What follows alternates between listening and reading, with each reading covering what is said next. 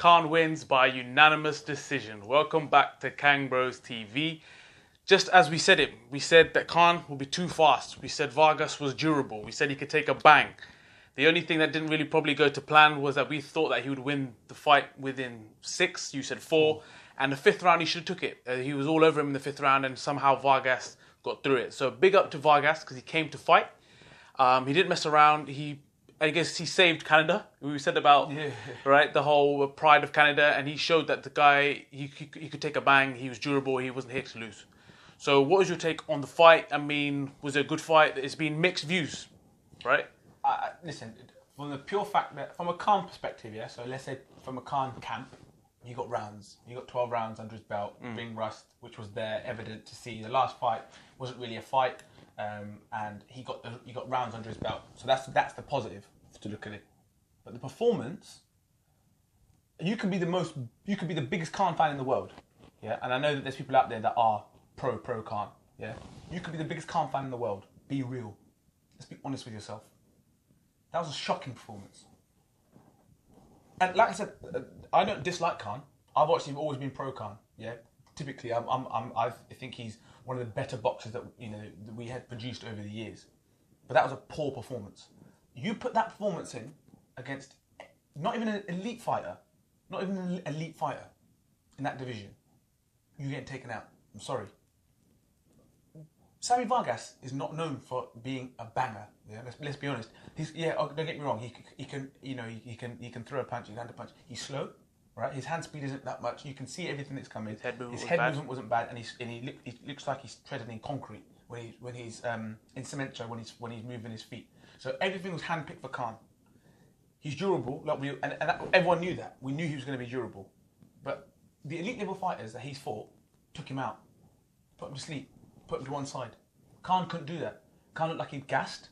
He looked like his hand speed was quick hands, but it didn't look like he packed. It didn't look like he actually packed a punch. Towards the end of the fight, it did. I mean, towards the beginning, he started off really well. Speed and power. But this is the thing. Okay, you say he started off really well. Go back to every fight that he lost. Yeah, everyone says the same thing. Prescott, everyone's like, oh, he started well against Danny Garcia. He actually people believe that he was winning the fight, which I actually believe he was winning the fight. Lamont Peterson, he started the fight really well. Canelo, he started the fight really well, right? But you can't go into fights, yeah, at this level. If you're coming back into the fold, I get you need rounds. I get you need rounds. Tyson Fury needed rounds, but the Tyson Fury didn't let Matey lay a glove on him. It wasn't pretty, but he didn't let Matey lay a glove on him. This Matey can't look like he could get hit at any minute. For me, it changes nothing. Any people who are not fans of Khan, they already say this. They say the guy who's got a weak chin, if you land, he will go down, and he proved that. That's exactly what he proved. We just said that the guy's got speed, but like my brother said, is that you put him up against any elite, and then Froch said it. Froch said it, and Khan got pissed by Froch's comments, because at the end of the day, it was a 4 out of 10 performance, or 5 out, or even less. People were laughing. I mean, I know the boxing fans are divided by his performance, because where does he go from here? People are saying that's it for Khan. He's finished. He's finished goods. And for me, like I said, this is exactly my problem with Khan throughout this whole career, is that he's a good fighter. He's got very good speed, but he can't take a punch. And like you said, he can't get to that level, and he would not be able to beat the likes of Errol Spence, Thurman, Showtime Porter. Showtime, but even he's got the power to put him down. Listen, we talked about this before, right? If you can't take a shot, if you know that you're chinny, yeah, if you know that that's your thing, own it. Just own it. Turn around and say, look, you know what? I do bring excitement. I have been caught. It's fact. It's not like it's a myth. It's a fact. He gets caught. He goes down. And he got saved. He got saved twice in this fight. He didn't want to admit even that. Like he said, oh, the first time I got caught, my legs were okay. No, they weren't. Your legs were not okay. And then the second time you got caught, you got saved by the bell again. Right, he was doing the Dougie. Second time around, he was Dougieing. Do you know what I mean? And this is the thing, right? He got caught twice by a guy who isn't a top level opponent. No disrespect to Samuel Vargas whatsoever. We said it. He'll be durable. He'll be a good fighter for this stage of the comeback, as it were. But you should not be getting caught like that as freely. And it wasn't like it. And the thing is, it's not like those shots were coming at weird angles or at real pace. It was just an abject performance. That And Amir Khan should not be calling out Kell Brook and Manny Pacquiao. No, not after that performance. You should be saying, you know what, maybe I need another tune-up fight. Maybe I need to. Do you know why he won't do that? Because he knows that there's every chance I could get clapped. Anyone that's slightly better, I will get clapped. So listen, I agree with Carl Froch. He's in it for paydays, right? No, I got nothing wrong with that. Do you, boo-boo, make your pee, yeah? Make your money, boo-boo. No problems with that. But don't go on saying, oh yeah, I'm here, I want to win world titles. No, you don't, bruv. He mentioned it, he goes, oh, I know when I'll call it a day. Fam, there ain't long left before you have to call it a day. He goes, I want to leave the sport like I came into it, on my terms, No. You're not, bruv. You're not, bruv. Because if you go into a big fight, you'll be made to retire, bro. Someone will retire you. You're going to be carried out. But the thing is, this, for you, the people that he's calling out, and do you think he's in it for the money, I think we touched on this earlier? Do, yeah. Do you think he's in for the money? He is. Again, when I say that, listen, I don't get in the ring, yeah? I mean, we've done it, but I won't be doing it as in my life. That's a very, very risky job, yeah? Don't get me wrong. And you get paid well for it. But let's be honest. If you're in it for the money, there's nothing wrong with that. Make your money, yeah? But you can't turn around and say, oh yeah, Kell Brook, this, Kell Brook, that, Manny Pacquiao. Listen, he wants super fights. I've said it before, and people tried to say that he has had the mega fights. No, he hasn't. When he fought Danny Garcia was not a massive name. That fight propelled Danny Garcia's career. That should have been a pretty straightforward calm win, is what everyone thought. But everyone was straightforward. It was a top fight for boxing fans. It wasn't like a fight where the whole world is talking about this fight. But when he fought Danny Garcia, he was the favourite to win that fight. Yeah, he was the guy. Probably. Yeah, he was the guy. Probably. So if you're the guy, yeah, he was the guy that's expected to win that fight. Don't get me wrong. I know everyone's like, oh, Danny Garcia's got a chance. He's done this, but he was expected to win the fight. Yeah. So as far as I'm concerned, that's not a big fight. At the time, it wasn't a big fight. It wasn't a I'm going to stay up to 4 o'clock in Vegas. I'm going to watch this big fight. It wasn't. Fact. He fought Canelo. That's not a big fight. That's the moolah. It's all about the moolah. That's what's talking. That's what I'm saying. And like I said, I keep saying it, and I stress this. And I say this to anyone who sport at the highest level. It's not easy, but it's fine. Just own it. Just own it. Just say, listen, I'm in it to maximize. Tony Bellew didn't make no bones about it. Tony Bellew said, I want to make my money, and so I feed my kids. What I'm tired of is the lies. It's the constant lies. I don't need the money he's going. I've made enough money. So what are you doing in the jungle, bruv? What the fuck are you doing in the jungle in the middle of your career? Do you see Anthony Joshua in the jungle doing press-ups and that with Stanley? I'll wait. Never been. Screaming in that as well. With snakes and that. It's not happening. Do you know what I mean? And then you call out, like, he tries to make out that he really wants his Kell Brook fight, but he never mentions his name. The video after he was responding to Carl Froch's, analysis on the fight, he mentions Manny Pacquiao. He mentions Danny Garcia, who just lost to Porter, and mentioning the people that Spence. He's not even mentioning Kell Brook's name. That just shows you straight away where this guy is going. The Manny Pacquiao is no longer, I think Macklin mentioned it, is no longer an attractive fight. Nobody wants to see Manny Pacquiao versus Amir Khan. As much as he might decorate it out to be, or how I want to put it in my CV, that fight is no longer a big fight anymore. Unless you take it into, and again, it goes down to the Benjamins. You take that fight, Manny Pacquiao versus Amir Khan, and you do it in the Philippines, or in Pakistan, or Dubai, yeah, or Saudi Arabia. Yeah, that's moolah, yeah. But that's where it's moolah. And no disrespect to some countries, but if you're talking about boxing, meccas for boxing, is Vegas, right? Manny Pacquiao and Amir Khan, yeah, their tickets will sell, but you put Brook and Khan in Wembley, you're selling out. Even now, after all this, it's not as big a fight as it was, right? Kell Brook's jumped through hoops for him. And I know that Kell Brook, Amir Khan is a bigger name than Kell Brook because he's had the turbulent career, when he's got knocked out by these guys and he's been in the ring with these other names that have propelled his career. So Amir Khan's argument is, I'm a bigger name, but you're not anymore. You're not anymore. And that's not in a disrespectful way, but you've been inactive for however many years. You've put in abject performances, and when you've got to that level where you are ready for the super fight, you got beat, and then he has the audacity to then call out Mayweather after off the back of defeats. It's like, bro. The funny thing is, one of the followers and one of our mates mentioned it, saying that you should tell Kell Brook to meet you at 147. You didn't even make 147 yourself. You had to take your fucking chaddies off and to make that weight, bruv.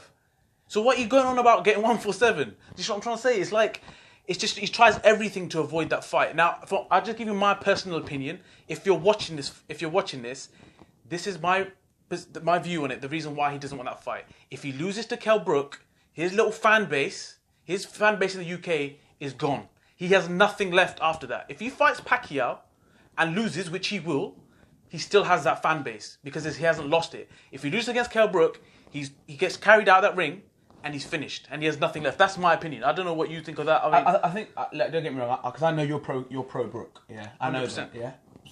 Typically, and majority, and you know this as well, I've always been pro Khan. Yeah, and I've always said it. I do believe, and I did believe that Amir Khan had the weapons, has the arsenal to beat Kell Brook. Yeah, because he's, that hand speed that he has, that movement that he has. But what about now? That Amir Khan was of a few years back when he was active. Even when he got beat by, Canelo, that Amir Khan, I still thought, he had the movement. He was still sharp. He got clapped. He still is sharp, bro. Yeah, but did you know this fight here? When he went to boxing, the back end of the fight, after he got clapped, when he realised, I'm probably not going to knock this guy out, so I'm just going to take my victory. He actually boxed. He actually got out of the way. Vargas was like, it's hard to get this guy because he's running. But you've won the fight. Mm-hmm. And that's what I'm saying. Tyson Fury on it. If it's a tune-up fight, get the rounds. Take it deep. Can you move your feet? Can I move my head? Can I slip shots in the 8th, 9th, 10th? In the championship rounds? He can do it. But he wants to try and put on a show and he keeps saying, oh yeah, I've got this bravado. Well, it's just let it go. Forget all this bravado thing. Listen, if someone claps you, you're going to go down. He calls out all these people, and my opinion is, to your argument, is that I believe that he's kept Kell Brook because he knows that he's always going to have a hold over Kell Brook because Kell Brook hates him, right? And I actually don't think Amir Khan hates him as much as Brook hates him because of the stuff that's been said. But Amir Khan knows, let me go get my super fight and lose, because he will, and that's not in a disrespectful way, but there is a world level, and he's proved that if he gets to that level, he's probably going to lose. If he gets that big fight, loses to one of these big guys out there, he's got Kell Brook, and that will be his swan song. That will be the one to finish up on and make the money. Kell Brook had the belt at 147, and it offered him the fight, and he still found a reason to not take the fight. He said, it's not big enough for me. He still took the reason to not take the fight. That's a world title. If he's not big enough for you, take the payday, take the belt, right? You could probably then get a trilogy out of it. But he knows that if he lost that fight, which the longer it goes on, the more I'm starting to think that, you know what, maybe that is the case. Maybe he's thinking, you know what, he probably will beat me, but the longer I can stretch this out, get some big paydays to fall back on this one, and let it stew. But then on the flip side to that, I don't know everyone, is on Kell Brook, and like you are, Kell Brook's inactive. He needs to start fighting regularly. I'm sorry. No, I hear you. But if Kell Brook fought him on that performance, and like you said, if Kell Brook landed, that's finished. That fight's finished. It's not going the distance like that. And to be fair, like you said, Amir Khan got clapped again in later rounds. Yeah. And he did when he was Dougieing. He was lucky the bell went because he was out on his feet. He was Dougieing. Literally, I was just like, ooh. So, what is the next fight that Khan should be taking for you? Like, he's now calling that Manny Pacquiao, right? He's made it clear that Manny Pacquiao is his number one. Like I said, because he's avoiding that fight. He said he had a 3-fight contract, or if Kell Brook had a 3-fight contract. This is the 3rd fight. So they should be fighting now. The joke is Manny Pacquiao's probably sitting in his government's chair with his glasses on his nose down, looking at papers and that. And they were like, oh, Amir Khan fight. What? Well, I'm here doing some government shit and I'm getting matey calling me out. I don't think Manny Pacquiao's interested. But he does hold a belt. But personally, and I don't know what his contract situations are, stipulations or whatever, I believe he needs another in-between fight. If he wants to go off the back of that performance and say, I'm ready to take those guys on, nah. It's not. Whoever he fights next, if it's a huge name in the division, right? If it's one of the Thurmans, Spence, or Porter, if he fights any of those, it's done. The thing is, that's already devaluing that fight, right? The next fight with him and Kell Brook is devaluing it every single fight he takes. I want, as a British boxing fan, I want him to fight Kell Brook. I do want him to fight Kell Brook, but equally, what about the world? Like this is Khan's argument that the world that fight would generate more money, and he wants to have it on his CV that he fought Pacquiao and defeated Pacquiao. Now, for me, that's bullshit. How old is Pacquiao? 39? I don't know how. Is that when he fought Barrera? Remember when he fought Barrera? Barrera was like literally in a retirement home, and he said, "Listen, do you want to fight?" And he was like, "What?" He was literally just minding his own business, walking around and said, "Yeah, come and fight." So I don't know, man. Like he wants to fight Pacquiao because he sees an opportunity to potentially, beat Pacquiao potentially at this old age. I still believe that Pacquiao would have too much because he came off of some brawls to win a title as well. He still got it, and he could back a punch, which something that Amir Khan is obviously not comfortable with. Which is a shame. So that's what we want to hear from you guys. Is that what is the next fight? Should it be Pacquiao? Should it be Kell Brook? Do you think we're right? Do you think he's dodging him, or do you think he's not dodging him? I've had loads of mixed opinions on this, and this is from people who know about boxing as well. That's saying that he's not dodging him. So we'd love to hear your thoughts on it, right? From what I'd like to put to you guys is do you think that it was job done? Amir Khan, get the rounds in, get the performance. It was dirty. It was hook or crook, get the win, move on. Or do you think that he's now realising, woof, do you know what? Maybe I'm not at the level that I thought I was. Maybe I'm not what I thought, or I'm not as far along as I thought I am, or was, or need to be. That's why I would love to ask people, because as far as I'm concerned, I think he expected this fight to be a nice walkthrough. It wasn't, and I think once he reflects on it, I think he's going to realise that, that I've got 2 fights. There's 2 fights in me. So on to the next one. It'll be Canelo Triple G. But until then, don't forget to share, like, and subscribe. Peace.